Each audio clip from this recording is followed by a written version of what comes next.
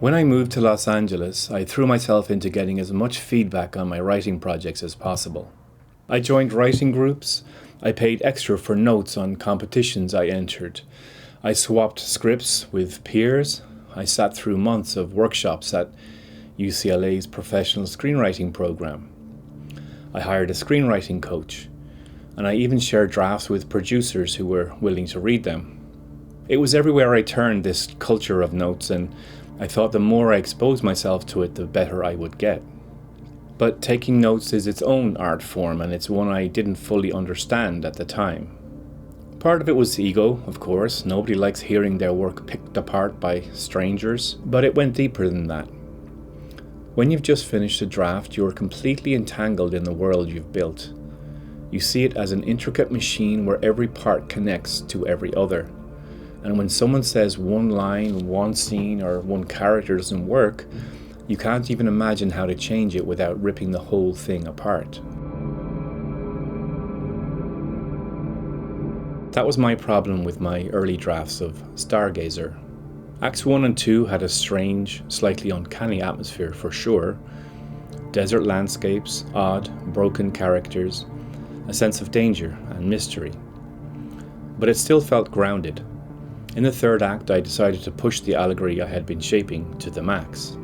My main character had to descend into a cave system underground to face what he had buried in himself: memory, guilt, and fear. For me, it was obvious. Underground was where the story belonged, especially in the desert, as it's a world we don't often see on film. Here's a piece from that draft. Interior cave, ward, night. Thousands of fairy lights sparkle in the high ceiling like a star field.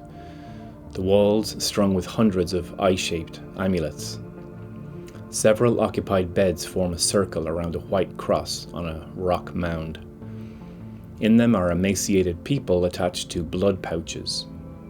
Children's laughter echoes around the room. And not long after, the villain makes his entrance. Williams smiles, shakes his head. "You can't just kill me. It doesn't work like that." He rips open his shirt. A heart rate monitor is stitched into his skin, wired to packets of plastic explosives sewn into his body. The note I got back was blunt. The third act just got too big. The first 2/3 of the film were grounded, then suddenly it tipped into the fantastical, and the reader didn't believe a whole system like that could exist underground without anyone knowing. At the time, that note made no sense to me.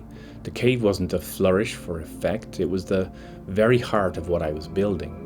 This was about a former Coast Guard who had fled into the desert to escape water after losing a child on his watch, who had buried his past as deep as he could, and who had to navigate an underground water system to confront and overcome it. To me, it was allegory. It was earned, and I couldn't imagine any other way to tell this story. So when my coach told me it was too big, what I heard was, she doesn't understand the story at all.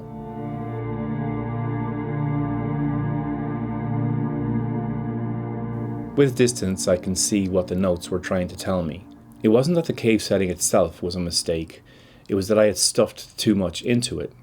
Fairy lights, amulets, emaciated families, organ harvesting wards, villains with suicide vests sewn into their skin, desert storms, explosions. I had layered image upon image, symbol upon symbol, complication upon complication, until what felt like a natural allegorical climax in my head came across as a doomsday cataclysm on the page. The audience hadn't been prepared for the leap, and I couldn't see that at the time. In the version I'm rewriting now, the climax doesn't take place in an underground cave system at all. It unfolds above ground on a smaller scale with fewer moving parts. The emotional stakes are the same, but the imagery isn't overloaded, and the story feels closer to the atmosphere I had created earlier in the script. I don't think the note was saying, "Don't be ambitious." I think it was saying, If you're going to be ambitious, make sure the audience can follow you there. Keep the vision connected to the story you've actually been telling, not the one you're convinced you've earned in your head. That was something I couldn't hear at the time.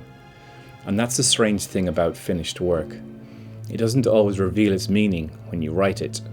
Sometimes the meaning comes later when you've grown enough to hear what the feedback was pointing to. So, the one I made before I knew what it meant wasn't just the draft itself. It was my reaction to the criticism of that draft. Only now, years later, can I understand what the notes were really saying. And it leaves me with a question for you. What feedback have you dismissed in the past, only to realize later that it carried a deeper truth?